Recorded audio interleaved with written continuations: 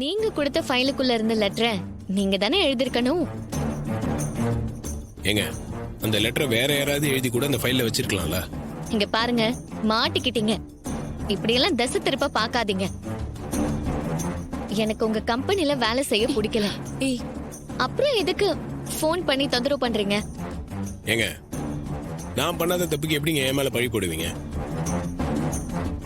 உங்களுக்கு இங்க வேலை செய்யறதுக்கு எந்த தகுதியும் அறிவும் இல்லைன்னு சொல்லுங்க, நான் அக்செப்ட் பண்ணிக்கிறேன். தாராளமா நீங்க ரிசைன் பண்ணிட்டு போலாம்.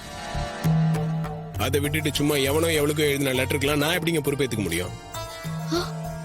அது மட்டும் இல்ல, இங்க இருக்கிற ஸ்டாஃப்ஸ் எல்லாம் என்ன பத்தி என்ன நினைப்பாங்க? ஹலோ சார், என்ன ரொம்ப பேசுறீங்க? எனக்கு திறமை இல்ல, நாலேஜ் இல்லன்னு யார் சொன்னா?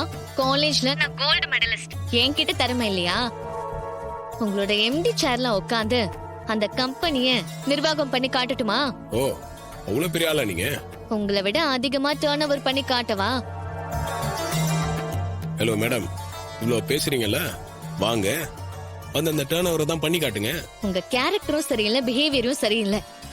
நான் இதுக்கு திரும்ப உங்க கம்பெனிக்கு வரணும்? மனசுக்கு பிடிக்காத இடத்துல நான் ஒரு நிமிஷம் கூட வேலை செய்ய மாட்டேன். ஏங்க என்னை பத்தி எதுவுமே தெரிஞ்சுக்காம என் கேரக்டர் சரியில்லை, பிஹேவியர் சரியில்லைன்னு சொன்னீங்கன்னா என்னங்க அர்த்தம்?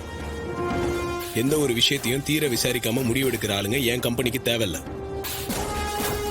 நான் வேற ஆளை ரீப்ளேஸ் பண்ணிக்கிறேன்.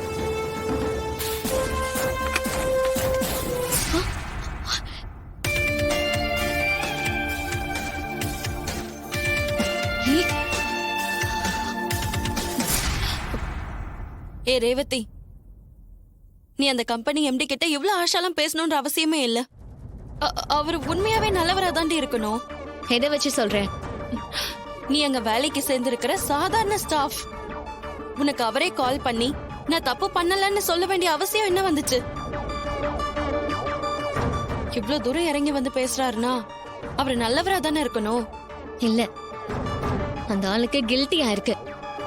அதான் அவனே போன் பண்ணி தான் மேல தப்பு இல்லைன்னு புலம்பிட்டு இருக்கான். நான் இத நம்ப போறது இல்ல.